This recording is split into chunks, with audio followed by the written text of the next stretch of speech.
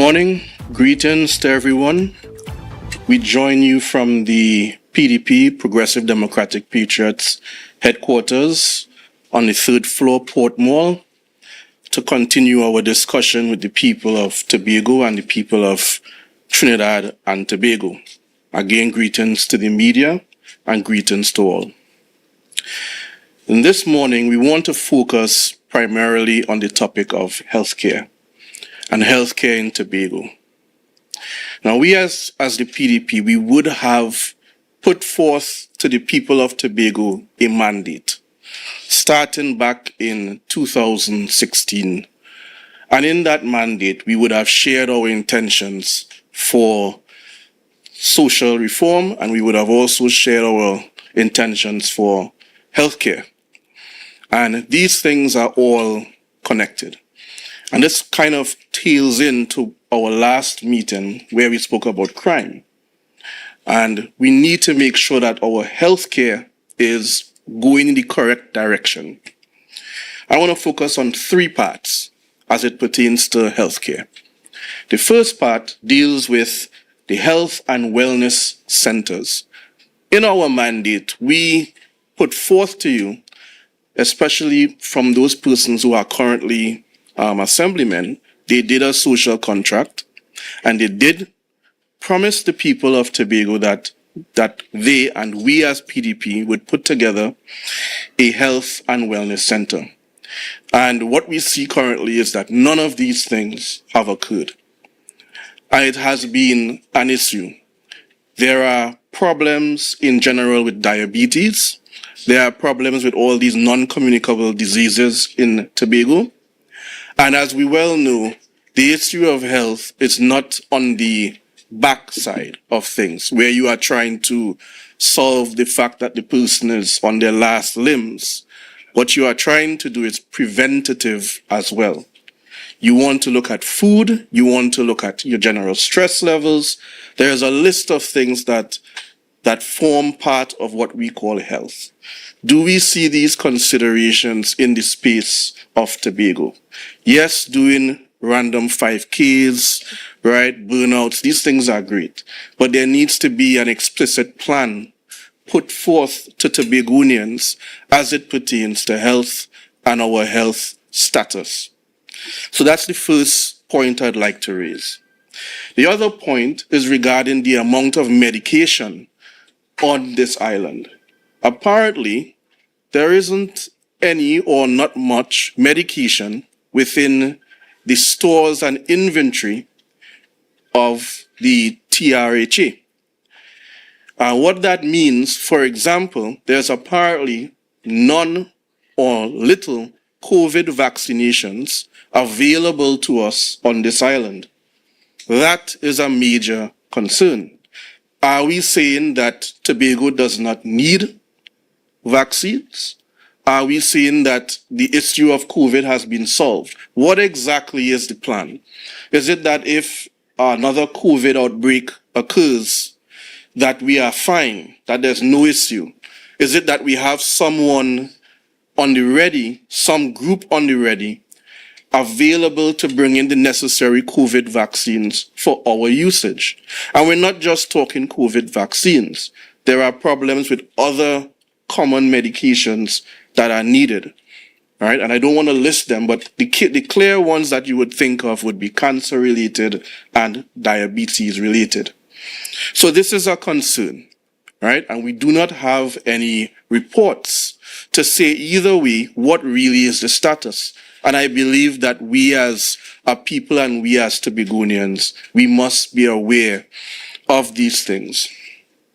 Now, the last part I'd like to speak on would be health tourism. One of the things that we wished to push forth in this space is health tourism. Naturally, that will bring much needed foreign direct investments onto this island. And what health tourism does, it gives the tourist, the outsider, a feeling of security, knowing that if they came on this island, that they would be well taken care of if any ailments or any problems happen to them or their families. Can we say that about our healthcare service? Is it top of the line? Or is it that we don't have enough medications, that the instruments that are supposed to be available to us have broken down? Or you have to go down Trinidad. Somebody have to helicopter you down to Trinidad. Is this the norm for Tobago? Is this attractive to anyone wishing to come here on serious business as investors or persons from outside of this country? Would you wish to come here and live in and work in Tobago when you have health concerns? These questions must be answered. These things must be put forth if we are very serious about developing this island and removing ourselves from the dependency that we have on Trinidad with the 4.03%. And I think with these three major things, these are things that we must consider and really think about. We must look at our leadership on these matters. I mean, currently the secretary may have lessened her load on the side of the office of the deputy chief secretary, with all those different aspects going to the chief secretary. So hopefully we see some movement. But at the end of the day, you need to see some clear plan laid out that we can then follow and then judge. And so far, we don't see this plan. The PDP gave a mandate that was very clear. It was absolutely clear. It was pellucidly clear. And we put that to the people, and we do not see any of these plans coming to the fore. It is saddening. We hope that the people in charge take charge and begin to lead and guide us. And with that, I move to the political leader who will give a few words. Thank you all.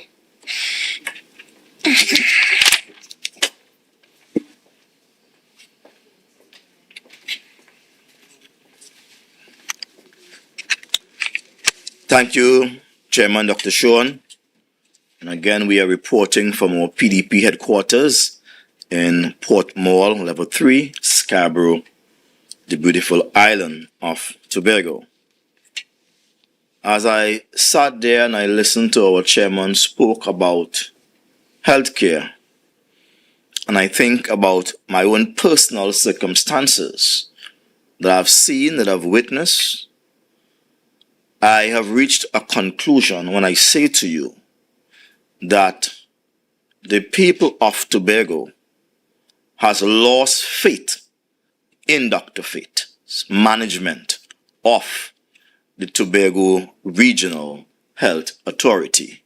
I wish to repeat that the people of Tobago has lost faith in Dr. Faith's management of the Tobago Regional Health Authority.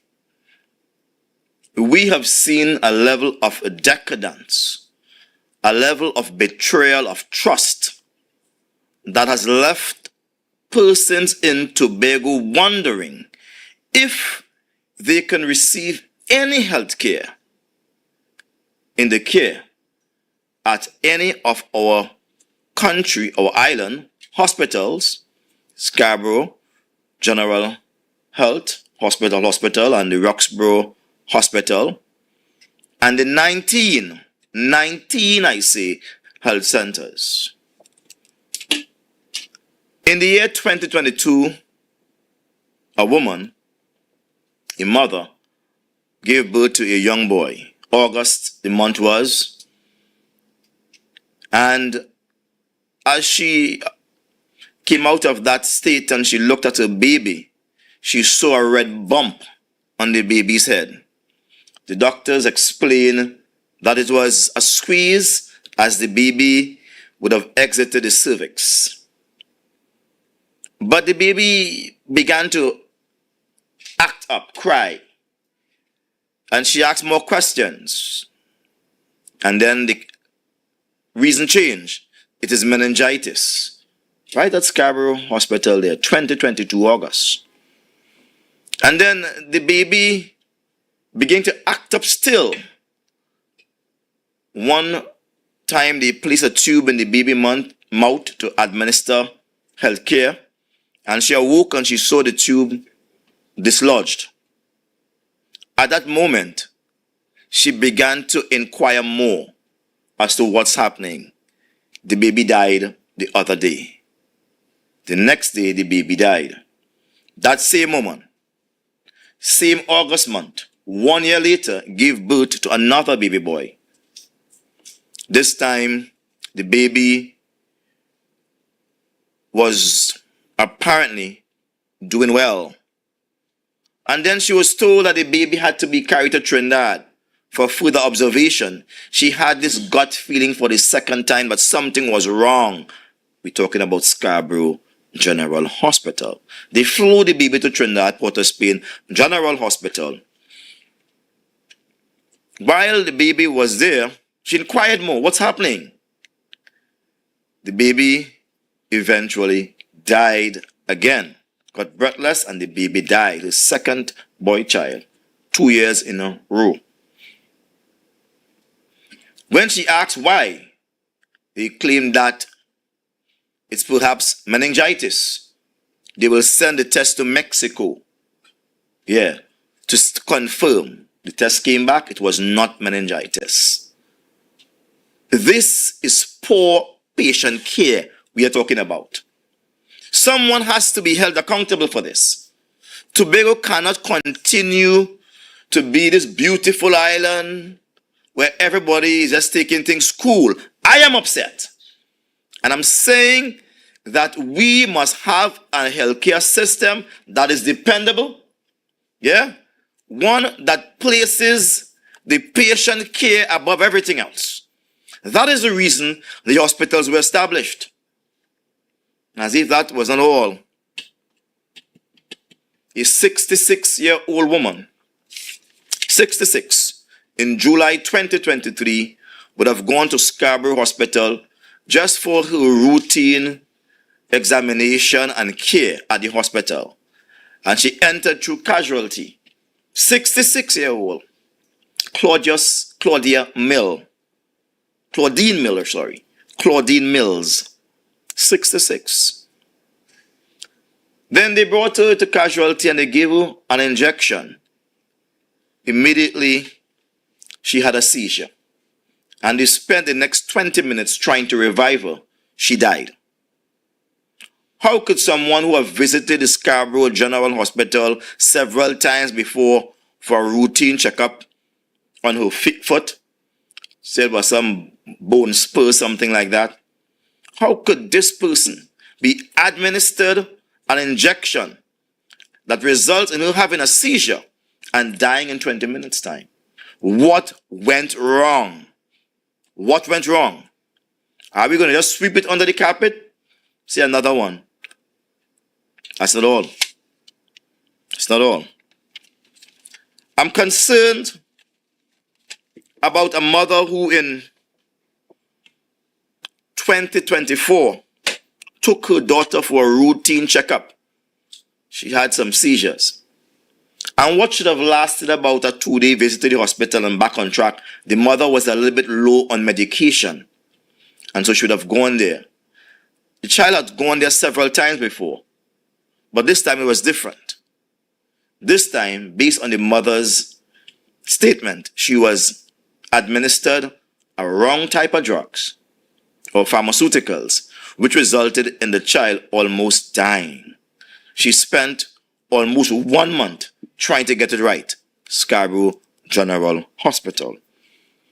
Then not too long ago, in the same month of May, a mother, Ms. Shangi, and her son both died at Scarborough Hospital. Again, it was a simple C-section. It matters not whether she was critical or not. People go to the hospital when they are critical. And so telling me someone came in there critical is not excusable. The hospital is a place that you go to when the care at home is not working, when the bush medicine is not working, when the health centers can't take care of it, you go to the hospital. So don't tell me it's a critical case. Why did Ms. Shangi, undergoing a C-section, had to receive the death news her baby died? And then why she had to die after? Could something, or had the hospital had the expertise, she would have lived. A lot of the deaths in the hospital is as a result of poor management systems. I would say poor quality management systems. It seems as if the hospitals in Tobago, and I will say Tobago for now, I'm not going to Trinidad as yet, would be without accreditation and without certification. They're operating on their own. And it's a gut feeling. It's about who the doctor is, good doctor, who the nurse is, good nurse. We do not want that in Tobago. There must be some consistency in the delivery of healthcare. And we are saying the hospital, while they have good doctors and they have good nurses, the systems in place doesn't allow good doctors and good nurses to enhance the health care of their patient. When you have an ICU and the station for the nurses is outside the ICU, you are trying to kill your patients. I have received information from persons who are in ICU that sometimes they're struggling to breathe, they're struggling to call someone, and they're making noise and no one is coming. Is there an emergency bell by every bed? And is there a nurse stationed inside the ICU? These are policies we're talking about. It's nothing personal with any nurse or any doctor today. It is a system. We have to improve the healthcare system in Tobago. You would have seen while I was here, a mother came to me from Tobago East. I'll put a generalized area. And she said to me, she did a mammogram. Mammogram. You women understand the importance of a mammogram, right? When you have a lump on a certain part of your autonomy. They say, go and get a mammogram, go and get a biopsy. Let's see if it's cancerous. A lot of women suffering from breast cancer today. Yeah, and it irks me, it irritates me to know that she would have gone there in January for a mammogram, and up to now, she can't get the results. She had to go and spend $4,000 privately, money she don't have, to find out what is the status. This is not acceptable. It is not acceptable that people die at hospital and it's commonplace, and we say, well, people has died. It's not the first baby died, it's not the first mother who died. I'm tired of those stories. I'm sick of those stories. And so on behalf of the Progressive Democratic Patriots, we want to tell our sister, Dr. Faith, that Tobago has lost faith in your style of management.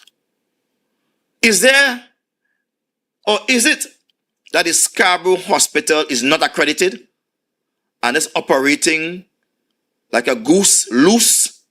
Whatever comes happen. Is it accredited? What about staff? How often do we have staff at the hospital being trained? Customer service. Is there a training program? For doctors, we don't want doctors just to practice on us as patients as if we are guinea pigs and lab rats, experimenting. Where are the consultants? Are the consultants constantly sent to train and retrain? The house officers, are they being trained and retrained? What is the training program? Is it robust? Or is it every 5 years, or they must do it on their own and bring in their papers? We want to eliminate doubt in the mind of patients, and we want to elevate the level of success within our hospitals. We want to ask, how certified are some of our professionals up there? And it's not pointing fingers at anyone. But does the hospital ensure that those who ought to be certified are properly certified? Does anyone pass and check and see how they're doing these procedures, the quality is done according to proper policy and international standards? Or is it just Ministry of Health standards? The Trinidad and Tobago Health Service, let me get it correct. The Trinidad and Tobago Health Service Accreditation Council, when last did they visit Scarborough Hospital? Remember that hospital took 9 years, 9 months to build? And what should have been a simple $135 million hospital over time turned out to be a $1 billion hospital. The Scarborough Hospital at Signal Hill boasts of 100 beds, 4 operating theaters, and over 19 specialty services. But are we using that expensive hospital to administer the kind of health care that Tobago demands? They built one in Roxborough that should have cost $60 million. It cost $250 million. There are about 20 beds at that hospital. None of them are utilized properly. None of the beds are utilized for their rightful use. Roxborough is still a shame and disgrace to the people in the community. Yeah, it's like a big health center. People still cannot get certain critical services done for a place that carries the name hospital.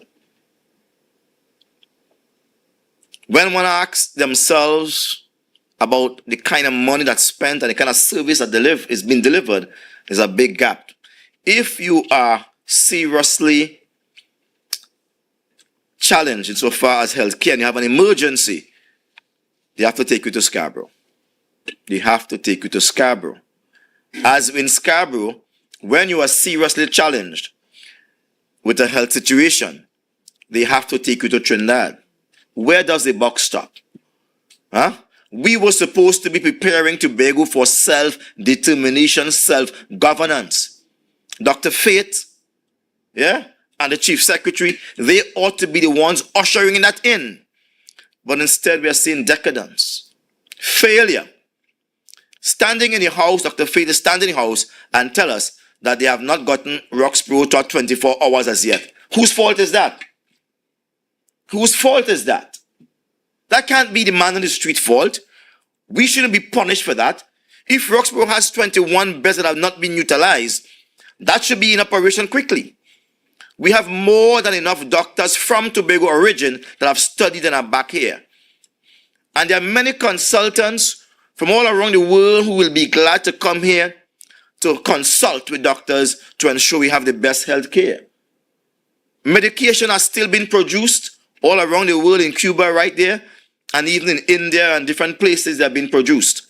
So there is no shortage of pharmaceuticals. Why aren't we opening the Roxborough Hospital 24 hours a day? Why aren't we utilizing all the various departments? Why is it the mammogram machine is not working in Scarborough? Why the MRI machine is not working in Scarborough? Listen to me. I have reached a conclusion when I say to Dr. Faith this morning that based on an evaluation, you should have been removed from that division and placed elsewhere. Not in that division.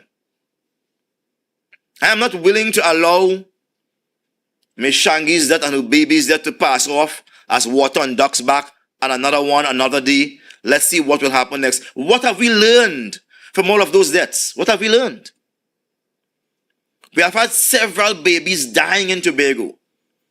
We have had several persons going to the hospital for one thing and dying for a simple thing. When does it stop?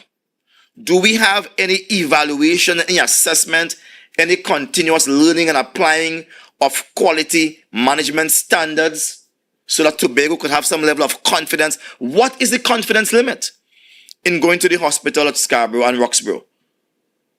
Is it 60% chance? Or people are afraid, prefer to stay home with their bush mess? No, they'll bite their pin and go to Trinidad. Many persons are now seeking healthcare in Trinidad. And I'm not saying it is better. Nobody who is sick in Tobago, affected in any kind of way, should ever have to go to Trinidad for healthcare. Nobody. Nobody. A long time ago, PDP would have said that it is better to fly someone in to take care of our sick than to fly them out. But I want to ask Dr. Faith if the cost of a helicopter ride is now cheaper. Because back then it used to be 20,000 under P&M. I want to know if it's still 20,000, it's cheaper now. Because the way people flying out, and not just flying to Trinidad, but flying out, when the man got the shark bite, they had to fly him out. Who paid that cost? What was the cost for that? And then we have the chief secretary say, hunt the shark down and kill it to get 10,000 for that. What's really going on in Tobago? I want to pause here and I want to engage a few questions, but I want to say we are not satisfied with health, and maybe the chief secretary should really look at the portfolio of Dr. Faith. And if she's the best, we understand you're limited. And if she's the best, we'll have understand that there's no training process that she would have undergone so as to see an improvement in the level of healthcare delivery.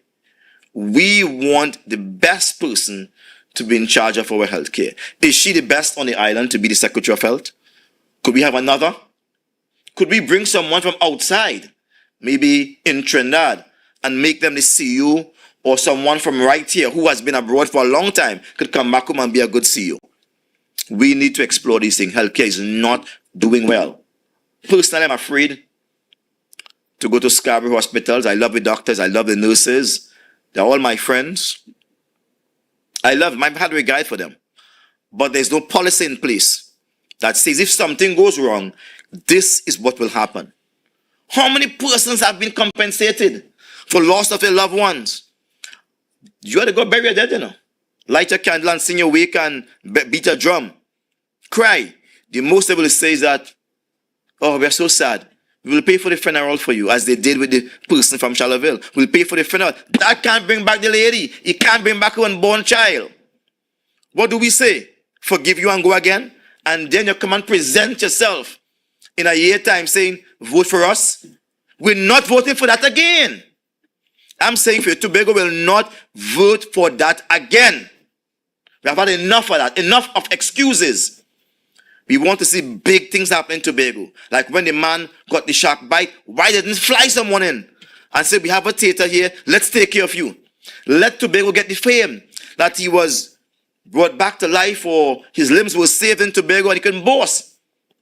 I don't care what it costs. We ought to bring persons inside with expertise so Tobago hospitals can be given a good name. These are just health centers we have here, both at Roxborough and at Scarborough. And the little Ming Piling health centers is just for Suffolk cases alone. We need to do better than that. And I'm on the issue of healthcare. I want to say that in Tobago, we have a need for more social workers. Every single health center should have a social worker. Every single health center. Every single should have more social workers. Many persons are going to the hospital for health care, and there are serious problems there. We are also saying that in the hospital, any child that is underage that has a baby, that should be reported to the police. It should be reported to by the social services so they can get the proper care that they need. We want that to have that done. We have to look after the total health of our people. As the chairman, Dr. Ned, said, the PDP in 2017, in its mandate, page 41, spoke about health and wellness centers, converting some of our health centers into health and wellness centers. 2017 in our mandate. How many of our health centers have been converted? None. We have 19, too many health centers. Just in about so forth and them things. Can't get a doctor when you go there. Come on. Tobago has no right to be in this condition because there are far too many health centers, 2 hospitals, and there are so many doctors of Tobago origin here and internationally for us to be suffering like that. We have what it takes, multi-million-dollar establishments, and yet people are dying because of bad medication, poor procedures, etc. I'll take a few questions. So if Dr. Faith is not the one for the job, who do you think she should be replaced by?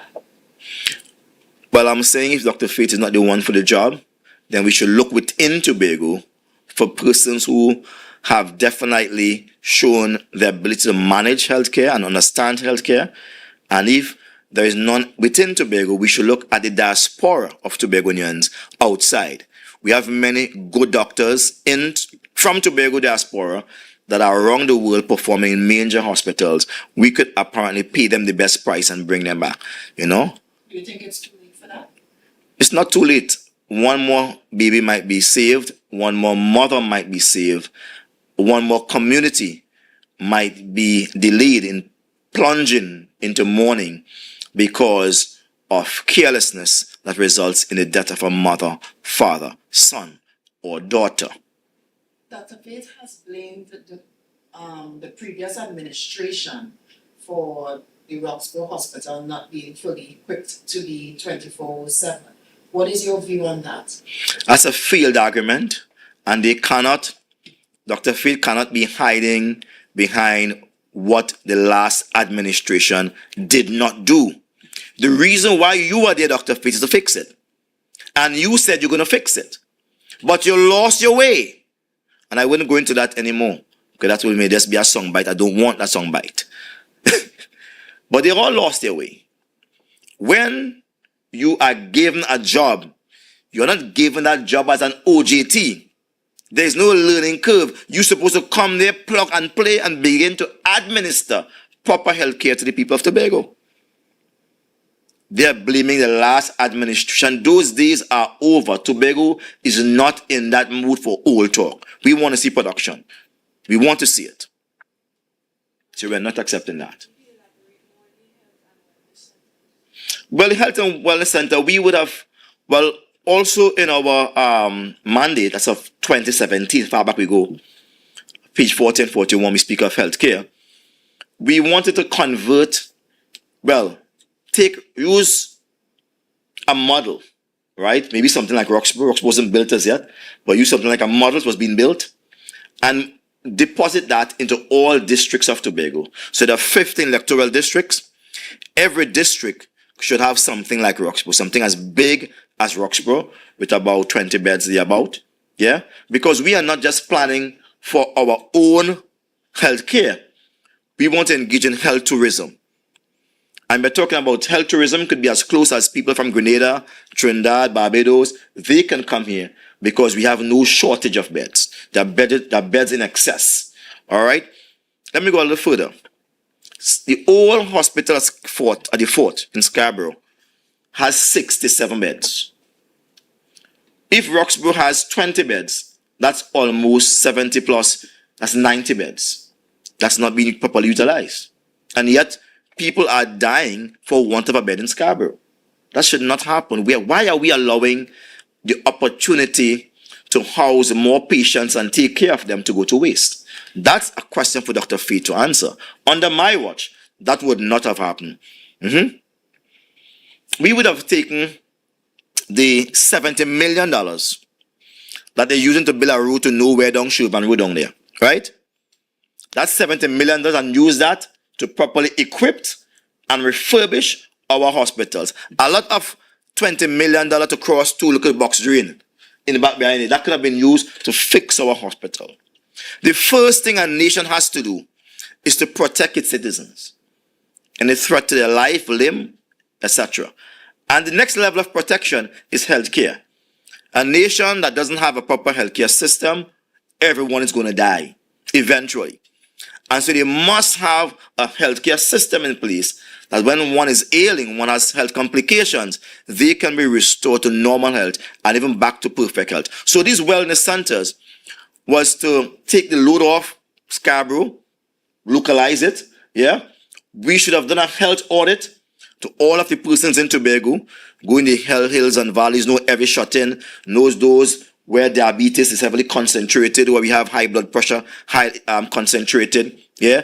Where mental illness is taking place. You have a lot of mental illness taking place now in the country. And a lot of them are taking place at the hospital. They're driving people crazy at the hospital. I'm telling you that. Once you begin to hallucinate, they send you into the psychiatric ward.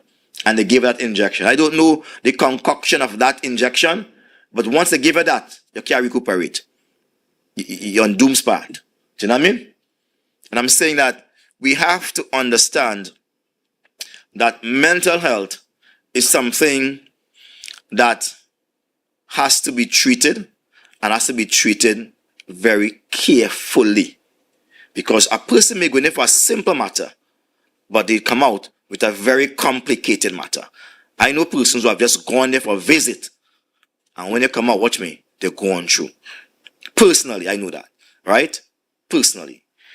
And it's not like, here, CEO, somebody tell me, I know that personally.